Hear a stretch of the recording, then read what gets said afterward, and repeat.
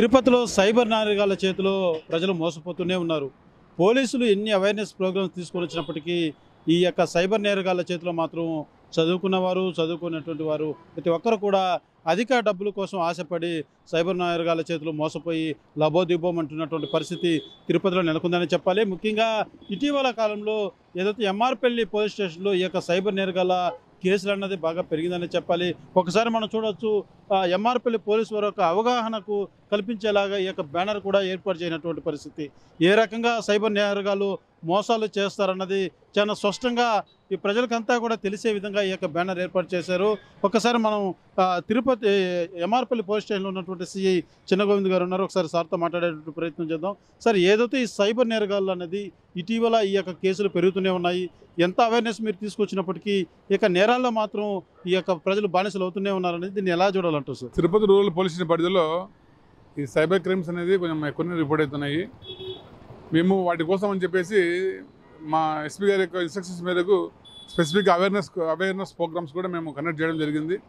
మరియు ఇక్కడ కూడా మన పోస్టర్ రూపంలో కూడా మేము అవేర్నెస్ ప్రోగ్రామ్స్ని మేము అందరికీ తెలియపరుస్తున్నాము. అలాగే నిన్నటి దినం మాకు ఈ అవిలాలకు చెందిన ఒక వ్యాపారస్తుడు 54 lakhs అమౌంట్ను సైబర్ నేరగాళ్ళ మోసాల్లో పడి మోసపోయినట్టు మాకు కంప్లైంట్ ఇచ్చారు. అతనికి ఈ లాస్ట్ ఇయర్ నవంబర్ నెలలో అతనికి ఒక కోటక్ మహేంద్ర సెక్యూరిటీ ఒక ప్లాట్ఫామ్లో ట్రేడింగ్ చేస్తే మీకు ఎక్కువ అమౌంట్ వస్తుందని చెప్పేసి, మరి మీకు అందులో మీరు విఐపి మెంబర్షిప్ ఇస్తాము, అమౌంట్ ఇన్వెస్ట్మెంట్ చేయండి అని చెప్తే అతను కొంత అమౌంట్ ఇన్వెస్ట్మెంట్ చేయడం జరిగింది. అతనికి మొదట్లో ఒక 90,000 రూపాయల అమౌంట్ ఆ ఇన్వెస్ట్మెంట్ అమౌంట్ని డ్రా చేయడం జరిగింది. తర్వాత అతను మొత్తం 54 lakhs అమౌంట్ని అతను ట్రేడింగ్లో ఇన్వెస్ట్మెంట్ చేస్తే అది అక్కడ మొత్తము అతనిలో అకౌంట్లో చూపిస్తే మటుకు 2,70,00,000 అమౌంట్ చూపిస్తుంది అక్కడ అకౌంట్లో. కానీ ఆ అమౌంట్ విత్డ్రా చేయడానికి వెళ్తే మటుకు అమౌంట్ విత్డ్రా కావడం లేదు. అతను మోసపోయాడని తెలుసుకొని అతను హిల్ హెల్త్ వలన తెలుసుకొని ఇటీవల వచ్చి కంప్లైంట్ చేసినాడు. దీనిపైన మేము కేసు నమోదు చేయడం జరిగింది.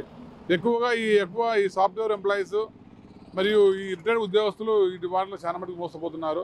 మేము చాలామందికి అవేర్నెస్ చేస్తున్నాము. ఎవరు కూడా మోసపోవద్దు, ఎవరు కూడా ఈ డిజిటల్ అరెస్ట్ అనేది కానీ ఈ ఆన్లైన్లో అమౌంట్ పెట్టుబడి పెట్టేసి అధిక లాభాలు వస్తాయని చెప్పేసి మీరు ఇన్వెస్ట్మెంట్ చేయండి, మరియు ఈ ఫేక్ లింక్స్ క్లిక్ చేయొద్దు అని చెప్పేసి మేము అవేర్నెస్ చేస్తున్నాము.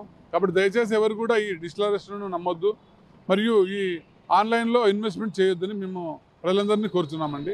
సార్, అయితే మీరు ఎంత అవేర్నెస్ తీసుకొని వస్తున్నప్పటికీ ప్రజలు మాత్రం ఈ యొక్క అధిక మనీ కోసం ఈ యొక్క దీంతో ట్రేడింగ్ యాప్లో కూడా పాల్గొంటున్నటువంటి పరిస్థితి, కేసులు కూడా బాగా వరుసగా పెరుగుతున్నట్టుగా కూడా తెలుస్తుంది సార్. మన లిమిట్స్లో కూడా ఇటీవల కాలంలో బాగా కేసులు కూడా నమోదవుతున్నాయి. బాగా అంటే ఇవి కొంచెం ఓల్డ్ కేసులు. ఇవి మేము అందరికీ అవేర్నెస్ చేస్తున్నాము. ఇవి వచ్చిన వెంటనే బాధితులందరికీ మేము 1930 కాల్ చేయమని చెప్తున్నాము. వారికి కొద్ది అమౌంట్ కూడా హోల్డ్ అవుతుంది. తొందరపడి వాళ్ళు తొందరగా పోలీస్ స్టేషన్ రావడంతో వారికి అవేర్నెస్ చేయడంతో వాళ్ళ అమౌంట్ను కూడా మేము హోల్డ్ చేయడం జరుగుతుంది. అవి మేము కోర్టుకు లెటర్ పెట్టేసి మేము విత్డ్రా చేయడానికి మేము వాటిపైన చర్యలు తీసుకుంటున్నామండి. అంటే ఈ బ్యానర్లో ఏర్పాటు చేశారు, ఒకసారి మీరు ఎక్స్ప్లెయిన్ ఈ టైప్ ఆఫ్ ఉంటాయి సార్ మొత్తం?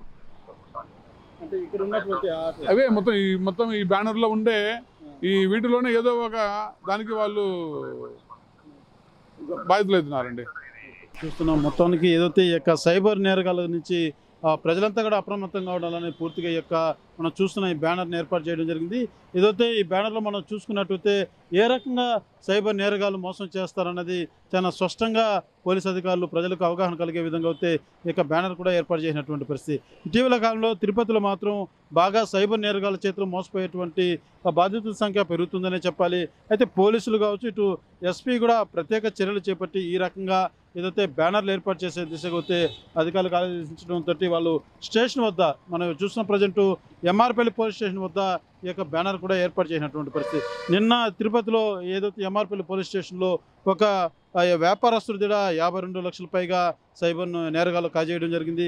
అదే రకంగా మరొక సాఫ్ట్వేర్ ఉద్యోగిని కూడా 2 లక్షల పైగా ఈ యొక్క సైబర్ నేరగాల చేతిలో మోసపోయినటువంటి పరిస్థితి మాత్రం నెలకొందని చెప్పాలి. ఒకసారి మనం చూడొచ్చు, ఏదైతే ఏ రకంగా మార్కెటింగ్ ట్రేడ్ స్టాక్ ట్రిప్స్ అంటూ కూడా సోషల్ మీడియాలో కొన్ని ప్రకటనల ద్వారా నమ్మించి దాంతో మోసం చేయడం, అదే రకంగా ఈ యొక్క వాట్సాప్ టెలిగ్రామ్ గ్రూపులో కూడా జాయిన్ చేసి ప్రముఖ వ్యక్తుల పేరు చెప్పి మేము సిబిఐ అంటూ సిట్ అధికారులు అంటూ కూడా మోసం చేసేటువంటి పరిస్థితి. ఇప్పుడు అదే అనేక రకాలుగా మేము ఇచ్చేటువంటి లింక్ను షేర్ చేసి మీరు రేటింగ్ ఇస్తే మీకు అధిక డబ్బులు వస్తాయనేసి మోసం చేయడం ఇదా అనేక రకాలైనటువంటి ఈ యొక్క సైబర్ నేరగాలు అనేక రకాలుగా కూడా ఈ యొక్క మోసం చేస్తున్నటువంటి పరిస్థితి మాత్రం కనబడుతున్నటువంటి పరిస్థితి. అయితే దీనికి పోలీసులు మాత్రం పూర్తి స్థాయిలో అవగాహన కలిగేలాగా పూర్తి స్థాయిలో చర్యలు చేపడుతున్నారని చెప్పాలి. అయితే బాధితులు మాత్రం మోసపోతున్నారని తెలుస్తున్నా కూడా వివిధ మాధ్యమాల్లో, మీడియాలో, దినపత్రికల్లో కూడా ప్రధానంగా ఈ యొక్క వార్తలు వస్తున్నప్పటికీ కూడా ఇది అధిక డబ్బుకు ఆశపడి మోసపోతున్నటువంటి పరిస్థితులు వెలుగు చూస్తూనే ఉన్నాయని చెప్పాలి. అయితే ప్రజలు మాత్రం చాలా అప్రమత్తంగా ఉండాల్సిన అవసరం ఎంతైనా ఉంది. మీకు అటువంటిది ఏదైనా ఉంటే మీరు దానికి ఎటువంటి అపోహలు పోకుండా మీకు డౌట్ ఉంటే నేరుగా పోలీసులను సంప్రదించాలంటూ కూడా పోలీసు అధికారులతో తెలియజేస్తున్నటువంటి పరిస్థితి. కెమెరామెన్ కోటితో సురేష్, RTV, తిరుపతి.